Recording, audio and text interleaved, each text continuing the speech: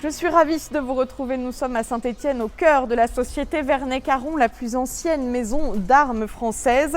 Aujourd'hui, elle participe au rayonnement de la Loire dans le monde entier. Et le Made in Loire, justement, c'est le thème de cette émission. Bienvenue dans Loire Magazine.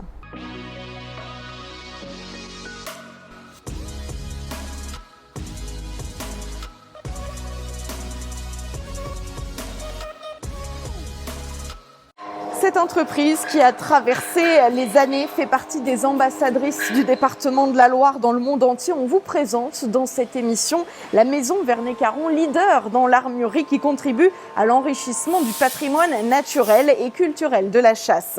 Ici, on fabrique des armes, mais on trouve aussi ailleurs dans le département du textile, de la joaillerie ou encore de la gastronomie. Avec Jean-Michel Raymondon, directeur général adjoint du département, on parlera de ces secteurs d'activité qui font la Loire et qui façonnent son image à travers le monde. Enfin, l'irrigation des cultures est indispensable dans l'agriculture ligérienne. L'eau garantit la quantité et la qualité des productions.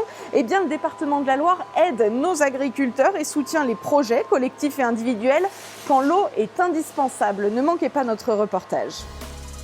Elle fait partie des 40 entreprises de la Loire labellisées Entreprises du patrimoine vivant. La société Vernet-Caron, c'est l'histoire d'une famille animée depuis 1820 par son talent et sa passion et qui fait briller la Loire grâce à ses armes fabriquées ici, dans les ateliers. Dans un instant, Jean-Michel Raymondon, le directeur général adjoint du département, me rejoindra pour parler Made in Loire. Mais d'abord, zoom sur l'armurerie Vernet-Caron avec Lisa Moulin. On part de formes qui sont très carrées, qui sont sorties de mécanique et on finit tout à la main. Chez Vernet-Caron, on fabrique des armes depuis 6 générations. Vernet-Caron, c'est le premier, le dernier et le seul fabricant français à capitaux 100% français. Dans ces ateliers stéphanois, on croise jusqu'à 30 métiers différents. Alors des tourneurs, des fraiseurs, des opérateurs sur commande numérique, oui bien évidemment parce qu'on fait beaucoup de mécanique, des armuriers bien évidemment, des tireurs. Vous avez des graveurs, vous avez des monteurs sur bois, vous allez retrouver des dresseurs de tubes, et retrouver des préparateurs de canonnerie, etc. Il y a le célèbre fusil, bien sûr, personnalisable et fabriqué à la main, mais pas seulement. Vernet-Caron, c'est un fabricant d'armes avec un grand A, puisque c'est un fabricant aujourd'hui qui se positionne aussi bien sur les marchés de la chasse, de la sécurité et de la défense. On est au local Flashball. Ça, c'est un produit qui a été inventé par Vernet-Caron dans les années 90 et que l'on vend également beaucoup à l'export avec différents modèles et toute une gamme de produits dédiés. Cette partie sécurité-défense représente aujourd'hui 20 à 35% du chiffre d'affaires de cette entreprise qui n'a pas eu de mal à se relever du confinement. L'engouement est là, la demande est là, il y a ce besoin de nature qui s'est vraiment fait sentir. Les chasseurs sont des acteurs importants dans la biodiversité. Entreprise du patrimoine vivant, Vernet-Caron, c'est 200 ans d'histoire au service des amoureux de la nature. On a de l'ambition à revendre, c'est pour ça qu'on était jusqu'à se positionner sur un certain nombre d'appels d'offres, notamment pour les armées françaises. Même si nous n'avons pas été retenus, demain probablement d'autres vont arriver et nous nous positionnerons également dessus parce qu'on a envie de voir nos forces avec des produits français aussi. De la conception à la fabrication et à la distribution, depuis 1820, Vernet-Caron cultive et transmet son savoir-faire ancestral. Bonjour Jean-Michel Raymondon et bienvenue chez Vernet-Caron, une entreprise qu'on connaît bien. Alors combien la Loire compte-t-elle d'entreprises qui rayonnent comme celle-ci à l'international ? Bonjour, alors effectivement la Loire est une terre d'exportation, puisqu'effectivement à peu près, à l'heure où on se parle, c'est environ 4,5 milliards d'euros qui sont exportés chaque année par les entreprises ligériennes. Entreprise ligérienne dont je dirais le fer de lance, le chef de file en matière d'exportation est bien entendu la société SNF à Andrézieux-Boutéon.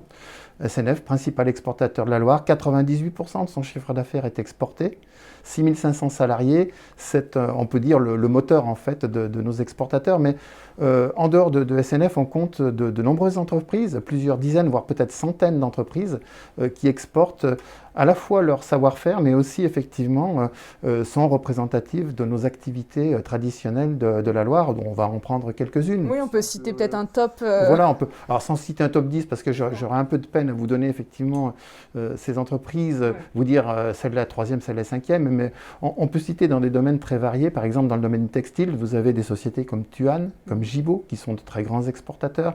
On va trouver des entreprises dans le domaine du textile également, mais plutôt habillement, donc avec des sociétés comme les Tissages de Charlieu, qui est une entreprise en pleine mutation mais en pleine expansion.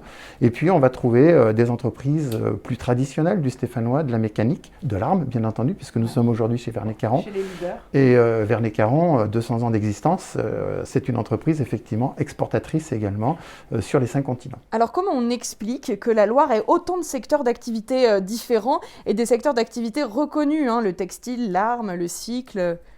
Alors, je pense qu'on peut faire un petit rappel historique en fait. Saint-Étienne, c'est le berceau de l'arme, c'est assez connu. Tout ça, ça date en fait finalement de circonstances favorables, donc à la fin du XIVe siècle, puisque à cette époque-là, on bénéficiait de conditions favorables avec la présence d'eau, le furan, et puis la présence de charbon qui affleurait le sol et qui a permis effectivement de démarrer ces activités-là avec la fabrication d'armes blanches, la fabrication de ce qu'on appelait à l'époque la quincaillerie, qui finalement ont été les creusets de ces activités, traditionnelles du stéphanois, qui sont devenues plus tard la fonderie, la scierie, la mécanique, et qui ont effectivement fait le renom et puis l'essor du département en fait. Donc la Loire doit beaucoup à son histoire pour la situation des entreprises aujourd'hui. Comment aujourd'hui le département accompagne ces entreprises pour qu'elles continuent à rayonner toujours dans le monde entier? Alors, le département, jusqu'en 2015, avait la possibilité d'accompagner les entreprises sous forme de subventions. Et en fait, il a beaucoup œuvré pendant une quarantaine d'années, à la fin des années 70, début des années 80, jusqu'effectivement à ces dernières années, pour leur faciliter leur développement, notamment par des aides à l'immobilier. Et donc le département est intervenu partout sur le territoire, aussi bien dans des grandes communes que dans des toutes petites communes, pour tout type de projet. On a effectivement aidé, il y a quelques années en arrière, par exemple, le département, la Société des eaux de Montarcher. Montarcher, c'est une toute petite commune. Il y avait de l'eau.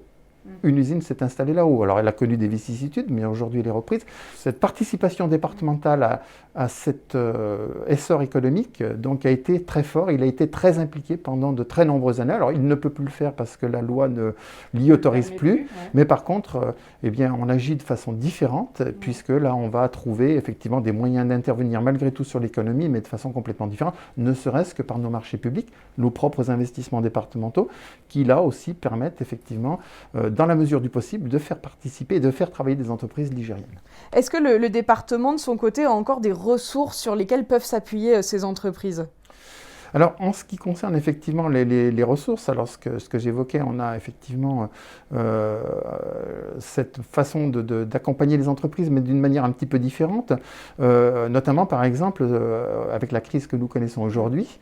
L'an dernier, le département a décidé, plutôt que de se désendetter, alors qu'il en avait la capacité, on avait des résultats qui permettaient de le faire, mais de réinjecter en fait cet argent dans le circuit économique. Alors non pas directement, puisqu'il ne peut pas le faire, mais par l'intermédiaire effectivement du soutien aux collectivités locales, qui elles-mêmes donc ont investi, donc notamment en faisant des travaux, en faisant un certain nombre de choses, et à travers cet investissement, qui fait très souvent travailler des entreprises locales, le département a injecté 15 millions d'euros finalement dans cette économie de proximité. Et donc il manifeste par ce biais-là sa solidarité et ce soutien effectivement aux entreprises du territoire. Ce qu'on appelle le plan de relance. Et du coup, avec la crise, est-ce qu'il y a des filières qui bénéficient d'une attention toute particulière du département ? Alors très clairement, à l'occasion de la crise, effectivement, donc, ces filières ont été effectivement les filières du bâtiment, effectivement, puisque là, les investissements que nous avons accompagnés sont essentiellement des investissements permettant aux entreprises de la filière construction de travailler, mais indirectement, on continue et on a toujours cette vocation à accompagner l'entreprise, notamment à travers tout ce qu'on a pu faire et tout ce qu'on essaye de faire dans le domaine universitaire. En accompagnant l'université, on a aidé à sa structuration, on a aidé effectivement à son développement. Et aujourd'hui, on emploie effectivement un certain nombre de moyens pour faire en sorte qu'on puisse, dans le cadre notamment du contrat de plan État-région, accompagner un certain nombre de projets de ce type-là, parce que le lien entre l'université, l'entreprise, la recherche, ce creuset-là est indispensable pour que nos entreprises continuent à innover, continuent à se développer. Alors même, on ne peut plus faire d'intervention directe, mais par contre, on essaye de mettre en place tous ces moyens, toute cette périphérie en fait, qui permet à ces entreprises-là de continuer à trouver une terre d'accueil favorable à leur développement ou effectivement continuer à faire leur développement. Très bien. Merci beaucoup Jean-Michel Raymondon pour tous ces détails sur le Made in Loire. Merci. Mais je vous en prie. Au revoir. Tout autre chose à présent avec une autre priorité du département, l'irrigation des terres agricoles. Le département finance la construction de stations de pompage, de canalisation ou de bassins de retenue. Et depuis 2015, la région et l'Union européenne mettent aussi la main à la poche pour subventionner de nouvelles installations d'irrigation. On en parle plus en détail dans ce reportage signé Lisa Moulin. Bienvenue à Maringes, dans les jardins du Trail, au cœur de 6 hectares de production de fruits et légumes en agriculture biologique. Passé les serres, Marc nous emmène un peu plus loin vers sa nouvelle retenue collinaire, le cœur de son exploitation. La retenue, c'est la base de la production légumière parce que sans eau, dans nos coteaux, on ne peut pas produire de légumes, quoi. Cette nouvelle étendue d'eau, financée à 20% par le département de la Loire, était indispensable au développement de cette production. C'est 3 emplois créés avec une retenue collinaire comme celle-ci. Marc a mis en place tout un système d'irrigation. Ici, nous avons la station de pompage avec l'automatisation du démarrage. Pour réaliser un arrosage de ces fruits et légumes dit au goutte à goutte. Là, on va avoir un gros intérêt pour le chou-fleur, un double intérêt même. Bon, on optimise l'irrigation, on voit bien que l'eau est tout à fait au pied. On limite le développement des herbes entre les rangs. Bon, les quelques herbes qui seront là seront couvertes par les feuilles avant la récolte. Et en plus, le chou-fleur sous abri n'aimant pas être humide sans cesse pendant la culture, l'arrosage goutte à goutte permet une culture beaucoup plus saine et des récoltes beaucoup plus qualitatives. Réalisé d'abord pour lutter contre le réchauffement climatique qui demande toujours plus d'eau, Marc et ses associés ont divisé par 2 leur consommation.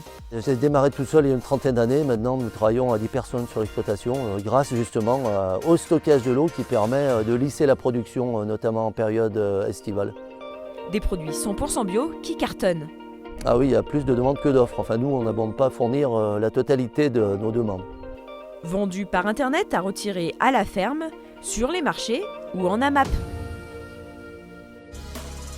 Allez, tout de suite, je vous propose de retrouver l'actu de votre département et tout ça en moins d'1 minute. Pour accompagner les étudiants pendant la crise sanitaire, le département a décidé 3 mesures fortes. La première, une subvention de 10 000 € pour la Fédération des associations de Saint-Étienne étudiantes. La deuxième, le recrutement de 15 volontaires en service civique. Et la troisième, le financement de 150 ordinateurs portables pour remédier à ce qu'on appelle la fracture numérique.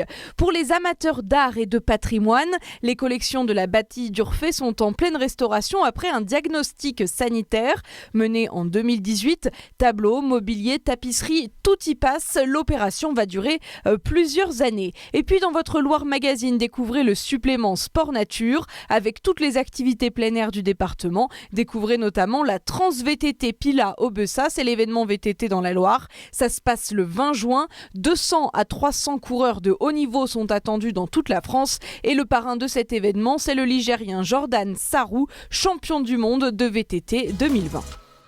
C'est la fin de cette émission. Merci de l'avoir suivi. La version papier de Loire Magazine est dès à présent disponible dans vos boîtes aux lettres. Merci de votre fidélité et à très bientôt.